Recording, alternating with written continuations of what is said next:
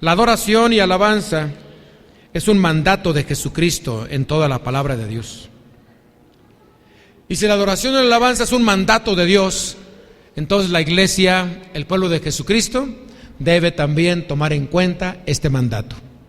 Que la adoración y la alabanza, si Dios lo ordena, Dios lo manda, hay que hacerlo. Y amados hermanos, dedicamos este tiempo para cantar, este tiempo para orar, este tiempo para interceder, este tiempo para alabar y glorificar a Jesucristo. Y en respuesta de esa adoración, en respuesta de esa alabanza que damos a Dios, Dios responde a través de un mensaje. Mientras el predicador expone la palabra de Dios, el Espíritu Santo llegará a usted y le tocará a través de una palabra que sale de aquí. Una palabra que llegará a su corazón. Y de repente puede ser una o de repente puede ser otra, pero el Espíritu Santo se está moviendo aquí entre nosotros para dar un mensaje. Alguien dijo una vez: oiga hermano, ¿y a poco Dios se mueve en el desorden? Y le digo: ¿por qué desorden? No, es que a veces aquí están los hermanos, pero hay desorden. Le digo: bueno, ¿por qué? ¿A qué te refieres de desorden? Pues sí, de que no ponen atención, están acá haciendo una cosa, otros mandando mensajes por el celular, otros haciendo una cosa y otra. Le dije: ¿qué crees? Que te parezca raro. De todas maneras, Dios se mueve. ¿Y en qué se basa? Bueno, no es que me base, simplemente así inició la Biblia. En el principio creó Dios los cielos y la tierra, punto. En el principio creó Dios los cielos y la tierra, punto. Y la tierra estaba, y el Espíritu de Dios, Dios te va a hablar, Dios te va a tocar, estés donde estés haciendo lo que estés haciendo, porque Dios no está limitado a ciertas actitudes tuyas para moverse o no moverse. Las actitudes que usted toma aquí en este momento, eso no limita a Dios para que Él le hable, para que Él le toque, para que Él llegue a su corazón. Probablemente no haya conciencia en muchos de ustedes de que a eso venimos. Quizá vino porque quiere agradar a su mamá o a su papá, o agradar a alguien que lo trajo a la iglesia. Y pues ese tipo de personas no van a adorar a Dios. Van a estar aquí, pero no van a adorar a Dios. Pero habrá un momento cuando le van a hacer y estará en la iglesia para cantar, para alabar a Dios con todo su corazón. Dice aquí lo que leímos en San Juan: se esperará con ansias porque tales adoradores busca el Padre que la adoren. Anda buscando. Imagínese a Dios que anda buscando por todas partes adoradores que la adoren en espíritu y en verdad. Pero, ¿qué cree? Los seres humanos fuimos creados para adorar, diseñados para adorar. Y así que el ser humano, si no adora a Jesucristo, va a adorar a otra cosa, pero está diseñado para adorar. ¿Por qué no decirlo? Habrá hombres que adoran a su esposa, habrá mujeres que adoran a su esposo. Amados hermanos, el ser humano está diseñado para adorar, y si no adora con espíritu y en verdad, va a adorar en espíritu y en mentira, en espíritu y en falsedad. Porque se desviará por no conocer la palabra de Dios y adorará a otra cosa que no sea Jesucristo. La experiencia la tenemos los que fuimos católicos. ¿Cuántos adorábamos? ¿Sí o no? Pero lo hacíamos en espíritu y en maldad, en espíritu y en falsedad, no en espíritu y en verdad. Pero cuando conocimos la palabra de Dios, ahora lo hacemos en espíritu y en verdad. Así que si estamos diseñados para adorar, usted es el responsable de que busque la verdad, conozca la verdad y sepa a quién verdaderamente se debe adorar. ¿Cuándo encontramos esa verdad? Cuando leemos la palabra de Dios y encontramos que dice la Biblia que Dios nos hizo a su imagen y semejanza. Y cuando encontramos esa grande verdad, que Él nos hizo a su imagen y semejanza, entonces encontramos que el que debo adorar es a Jesucristo. Entonces, cuando el ser humano encuentra y conoce esta verdad, se va a dedicar a hacerlo. El pueblo de Israel, por supuesto que ellos conocen la historia de la adoración. ¿Quiénes fueron los primeros que adoraron a Dios en el libro de Génesis? Caín y Abel. Fueron los primeros que se presentaron para adorar a Dios. Y al presentarse a adorar a Dios, Caín y Abel, se notó claramente la adoración que Dios recibe y la adoración que Dios no recibe. Ahí al momento se nota, porque tendrá que saberse desde el principio que hay una verdad que debe conocer y que esa verdad la debe practicar. De ahí en adelante usted puede notar que el pueblo de Israel practicó la adoración, practicó la alabanza, practicó la entrega total de su vida en el tiempo que estaban bien con Dios, lo practicaban, la adoración. Así que cuando llegamos a este pasaje de San Juan, llegamos aquí a un diálogo entre Jesús y la mujer samaritana. Un diálogo entre Jesús y la mujer samaritana. De repente aparece el diálogo entre un judío y una samaritana. Aparece el diálogo entre una persona que perteneció a las 10 tribus de Israel y una persona que perteneció a las 2 tribus de Israel. A Benjamín y a Judá, Jesús. A las 10 tribus, la samaritana. ¿Y por qué la samaritana? Bueno, porque las 10 tribus fueron dispersas y cuando regresaron de Asiria, ya llegaron a la parte de Palestina, pero llegaron dispersos y ya habían perdido su linaje, la línea de su familia la habían perdido, pero la línea que nunca se perdió es la de Judá y Benjamín. De tal forma, amados hermanos, que leemos el pasaje y encontramos ese diálogo, y entonces usted ya sabe la historia, cómo comenzó todo ahí en el pozo, del agua y todo lo demás, pero al momento que Jesús le dice a la samaritana algunas verdades de su vida, reflexionó al momento la mujer y dijo: me parece que tú eres profeta.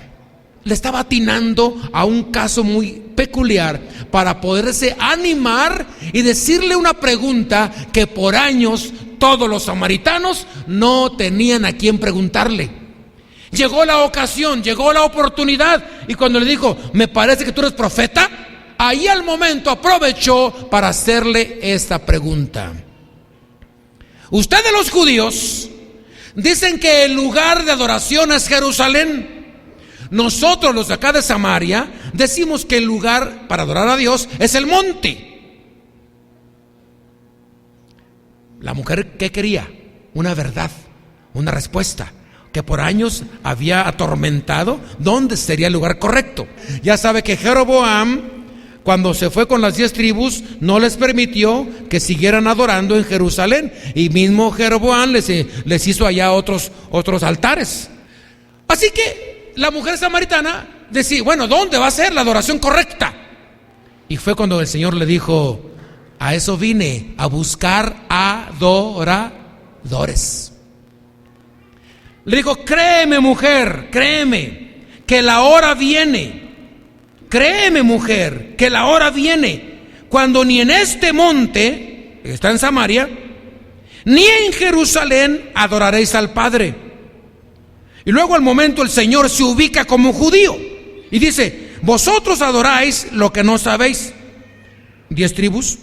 Nosotros adoramos lo que sabemos, judíos, porque la salvación viene ¿de quién? De los judíos. Mas la hora viene, y ahora ves, cuando los verdaderos adoradores adorarán al Padre en espíritu y en verdad. Oiga esto: porque también el Padre, tales adoradores, busca que le adoren. Dios es espíritu, y los que le adoran en espíritu y en verdad es necesario que adoren. Si no apareciera allí la palabra espíritu con E mayúscula, de repente podríamos considerar otro término, la palabra. Y también si no hablara la palabra espíritu allí, el texto que sigue no lo podríamos tomar como si hablara del espíritu del ser humano. ¿Qué se tiene que entender aquí? Las dos cosas. Las dos cosas. ¿Cuáles son esas dos cosas? Número uno, que la adoración debe ser espiritual. Pero número dos, que se haga con ganas. La palabra espíritu, cuando hablamos del espíritu del ser humano, se habla de que tenga espíritu, tenga ganas, energía, fuerzas, que tenga un dinamismo. Pero cuando hablamos del Espíritu de Dios que está en nosotros, tendríamos que entender que la adoración debe ser espiritual. Así que, amados hermanos, cuando el Señor le da esta respuesta a la mujer samaritana, es tiempo para que tomemos como base ese pasaje que Dios anda buscando adoradores. Amados hermanos, si este pasaje lo estamos tomando como una base de un mandato del Señor, así hay que hacerlo como iglesia de Cristo Jesús. La iglesia del Señor ha sido la heredera del culto que se da a Dios, pero un culto verdadero, porque Jesucristo lo aclara, que lo hagamos en espíritu y en verdad. Y si la iglesia es heredera del pueblo de Dios que adoraba continuamente a su Señor, entonces la iglesia recibe ese legado y empieza desde el principio de la iglesia a adorar a Jesucristo. Abel nos enseñó que la adoración no está completa si no hay ofrenda. Y de ahí en adelante encontramos en los demás libros de la Biblia que si usted adora pero no trae ofrenda, su adoración no está completa. Bueno, alguien pueda decirme, oiga hermano, ¿y qué pasa cuando alguien no trae ofrenda? Si alguien no trae ofrenda porque no trae dinero o no trae otra cosa, Dios lo sabe. Pero si usted sabe que puede y que conoce que la palabra así le dice, debe entender eso, que cuando viene a adorar, su adoración debe estar completa porque trajo ofrenda. Y en esos términos, cuando hablamos de la adoración y la alabanza, se nos invita, se nos estimula a que adoremos a Dios, porque eso está desde Génesis hasta Apocalipsis. Esta adoración tendría que caminar en la verdad, hablándonos del nombre que es sobre todo nombre. Esta adoración, si hablamos de espíritu y en verdad, tendría que referirse al Dios verdadero. El Dios que aparece en Génesis, aparece Jehová, Adonai, Elohim, El Shaddai y muchos más nombres para Dios. Pero hoy el nombre que es revelado a todos nosotros, ¿cuál es? Jesucristo. Y cuando se nos ha sido revelado el nombre que es sobre todo nombre, ante Él se doblará toda rodilla. Y a Él nos damos y a Él nos entregamos continuamente con todas nuestras fuerzas, con toda nuestra mente, con todo nuestro corazón, porque Él es digno de eso. Esta grande verdad que aparece en la Biblia y que es revelado ese nombre a nuestros corazones, es un compromiso poderoso que tenemos. Sale usted de su casa muy guapo. Cuando usted salió de su casa bien guapo, bien arregladito, le vieron que salió con una Biblia bajo el brazo. Perdón, hoy algunos jóvenes traen su Biblia en el celular. Perdón, ya pueden esconder que son cristianos. Ya, el diablo lo logró, que muchos jóvenes ya no pueden revelar su identidad, que son cristianos, porque su Biblia la traen en el celular, bien escondidita. Y lo sacan de vez en cuando, pero nunca, amigos, a que traigo la Biblia, a quien se lo ofrezca. No van a decir eso, ¿verdad que no? Sin embargo, cuando todavía no salía la Biblia en el celular, salía usted de su casa con su Biblia bajo el brazo y le decían los vecinos, ¿a dónde va vecino tan guapo y simpático? Hasta su esposa le decir, qué guapo viene mi amor ahora.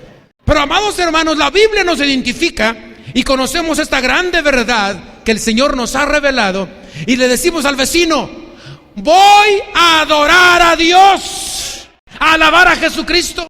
Y cuando usted le dice eso al vecino, le está dando testimonio de que usted es una persona que ha recibido ese legado de adorar a Dios.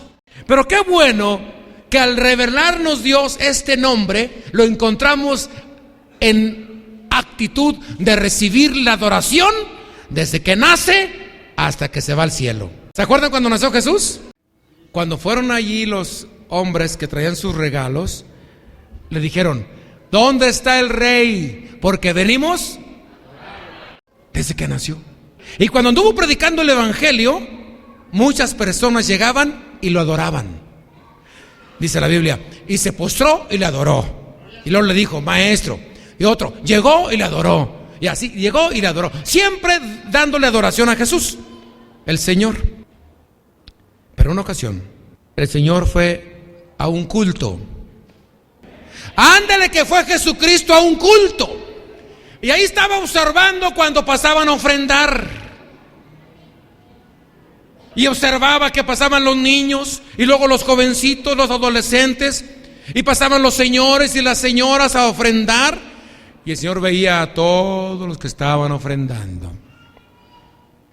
Y se fijó el Señor que muchas personas que estaban pasando a ofrendar, estaban pasando con una diferencia en su corazón hacia otra persona. Había desavenencias. No estaban en comunión.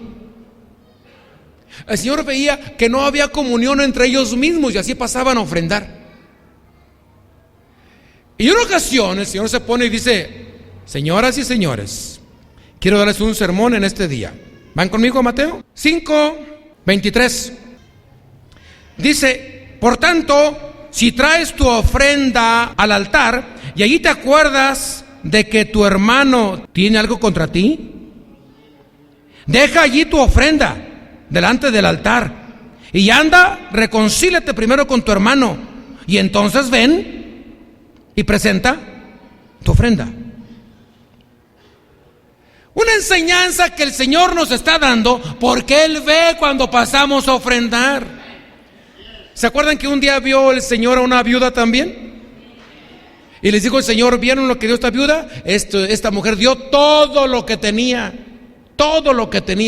y dio más que todos, porque lo dio de su corazón. Pero aquí el Señor lanza una enseñanza para aprender esto. Si voy a venir a adorar a Dios con mi ofrenda, debo hacerlo estando en comunión. Si la adoración también tiene que ver con la ofrenda, el Señor me dice que primero me ponga en comunión con mi hermano, para que luego venga yo y ponga esa ofrenda donde la debo poner en su lugar.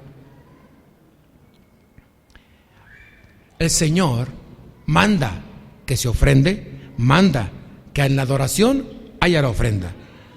Pero también, si Él mismo la recibe, la adoración, ¿cuántos de ustedes se acuerdan de la mujer que fue y derramó el frasco de alabastro? Fíjese que, así rapidito, quiero que usted haga una comparación. Rápidamente vamos a ver el versículo. ¿Cómo lo dice Lucas? ¿Cómo lo dice Mateo? ¿Cómo lo dice Juan? ¿Cómo lo dice Marcos? Pero el asunto es que dicen al punto que toca para este tema, es lo mismo. El primer pasaje lo vamos a ver primero en Marcos, si gusta. Marcos 14:3. Dice: pero estando él en Betania, en casa de Simón el leproso, y sentado a la mesa, vino una mujer con un vaso de alabastro, de perfume de nardo puro, de mucho precio, y quebrando el vaso de alabastro, se lo derramó sobre su cabeza. Lo único que le falta a este versículo para que se parezca a otros es que no dice que la mujer se llamaba María, y que tampoco dice que era pecadora. Porque van a encontrar que sí están en Betania, donde vivía Marta, María y Lázaro, pero aquí no dice que estaba Lázaro, que estaba Marta, que estaba María, y tampoco dice que era una mujer pecadora. Lo que sí nos importa en este momento es que era un frasco de alabastro de perfume muy caro, de nardo puro, de mucho precio, y que lo quebró totalmente y lo derramó sobre la cabeza de Jesucristo. Lucas 7:37. Entonces una mujer de la ciudad, ya no dice el término Betania, pero sí es de la ciudad, y ahora Lucas sí dice que era una mujer pecadora, al saber que Jesús estaba en la casa del fariseo, trajo un frasco de alabastro con perfume, y estando detrás de él a sus pies llorando, comenzó a con lágrimas sus pies y los enjugaba con sus cabellos, y besaba sus pies y los ungía con el perfume. La diferencia de aquí que encontramos es que no dice que lo quebró totalmente y que lo derramó en la cabeza. Dice que lo derramó en sus pies. Pero en Marcos no dice que estaba llorando, y aquí en Lucas dice que sí estaba llorando, y que bajaba y con sus labios besaba los pies del Señor, y tomaba el perfume y ungía los pies, y con sus cabellos, enjugaba los pies. Todo era en los pies del Señor, adorando al Señor a sus pies, pero dice que era una mujer pecadora. Vamos ahora a San Juan, capítulo 12, verso 3.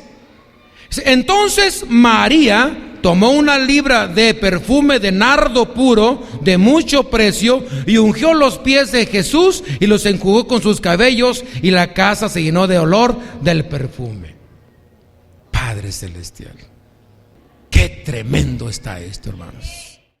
¿Por qué será, hermanos, que yo noto que en las iglesias siempre son las mujeres las que dan un testimonio poderoso en la sensibilidad de recibir lo espiritual?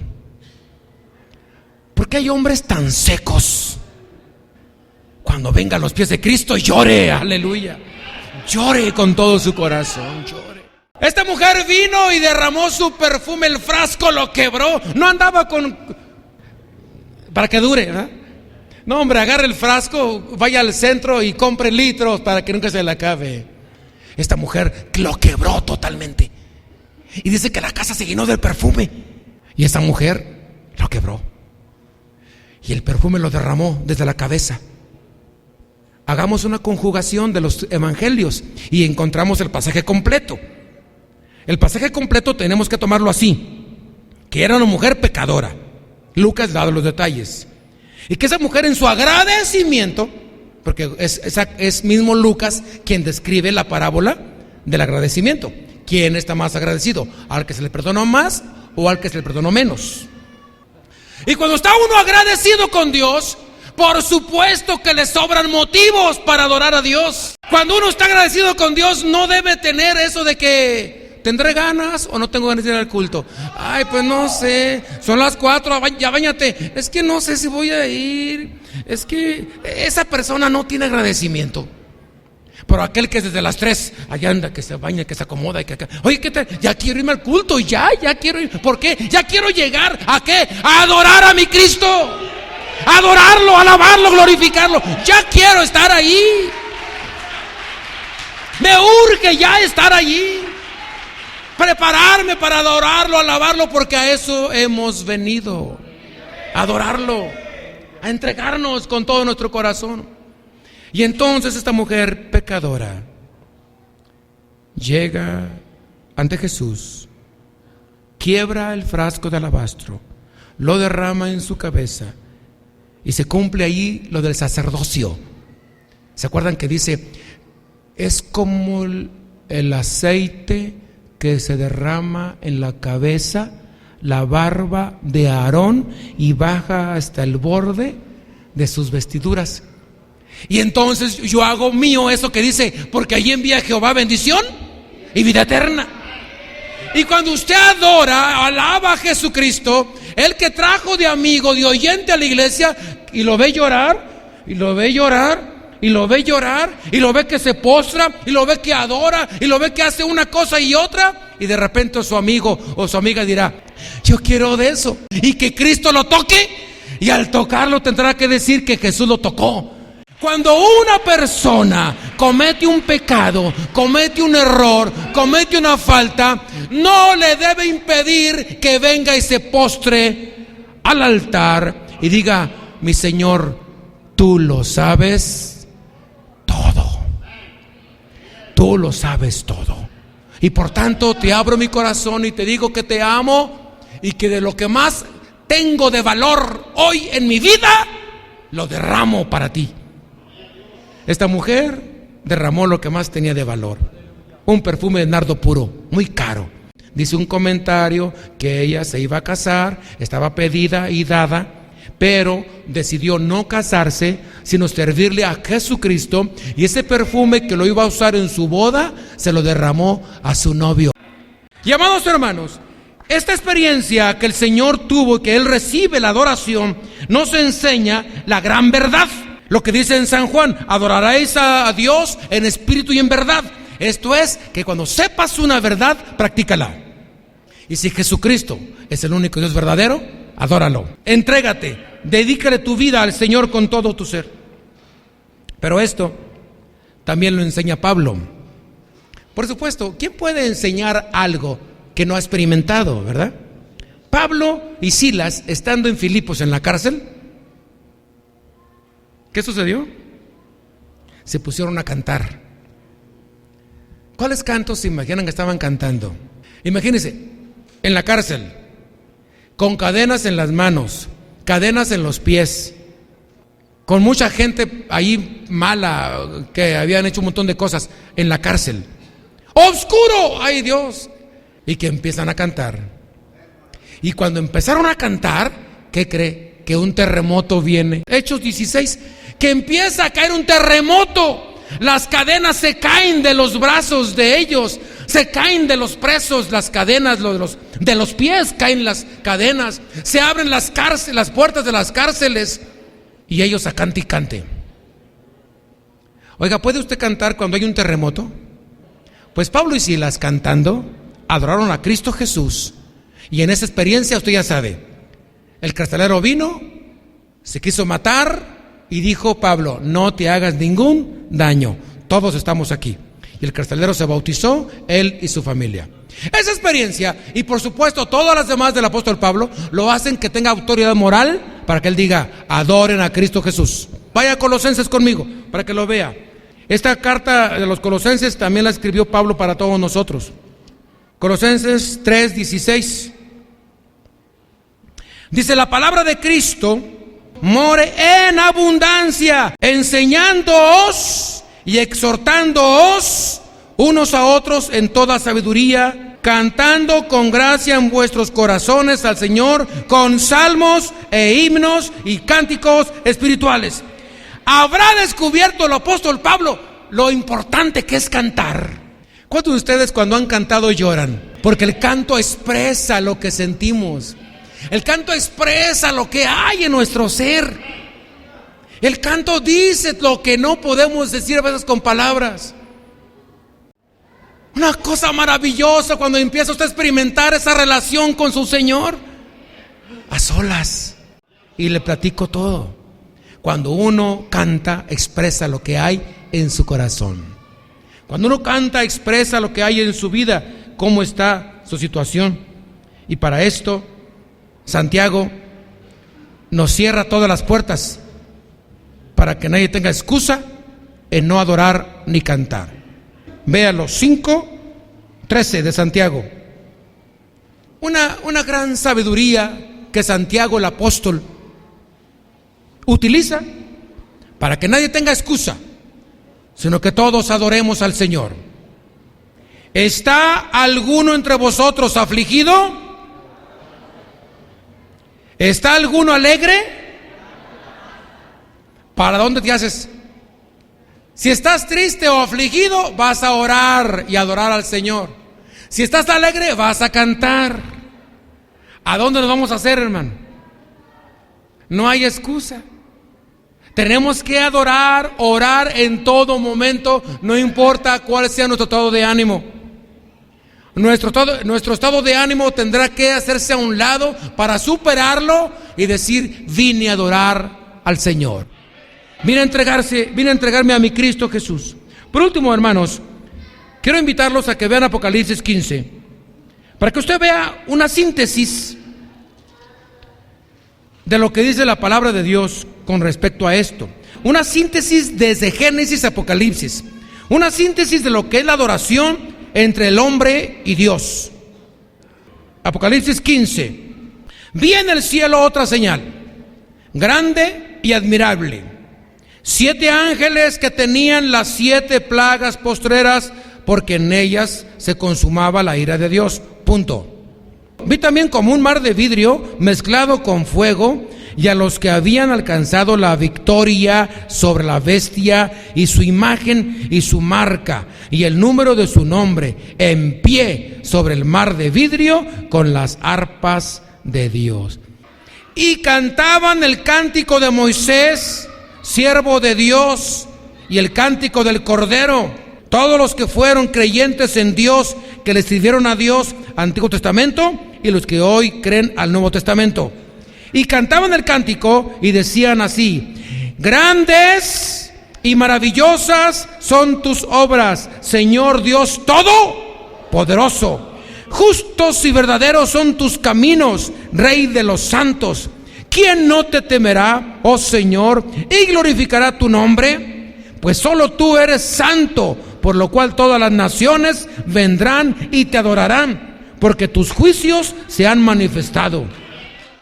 Después de estas cosas miré, y he aquí que fue abierto en el cielo el templo del tabernáculo del testimonio. Y del templo salieron los 7 ángeles que tenían las 7 plagas, vestidos de lino limpio y resplandeciente, y ceñidos alrededor del pecho con cintos de oro. Y uno de los 4 seres vivientes dio a los 7 ángeles 7 copas de oro, llenas de la ira de Dios, que vive por los siglos de los siglos. Y el templo se llenó de humo por la gloria de Dios y por su poder. Y nadie podía entrar en el templo hasta que se hubiesen cumplido los 7 plagas de los 7 ángeles. ¿Cuándo será esto? Esta será la culminación, donde estaremos adorando a Dios por los siglos de los siglos. Para que el que persevere hasta el fin, este será salvo. El que continúe perseverando, siguiendo el camino que Dios le ha trazado, que continúe adorando, ahí nos vamos a ver en el cielo. Y si vamos a estar en el cielo adorándolo, desde aquí ya practícalo, porque Dios te ha diseñado para que lo adores en espíritu y en verdad. Tales adoradores busca a Dios que lo adoren en espíritu y en verdad. Una adoración que es un mandato, una adoración que Dios diseña en espíritu y en verdad.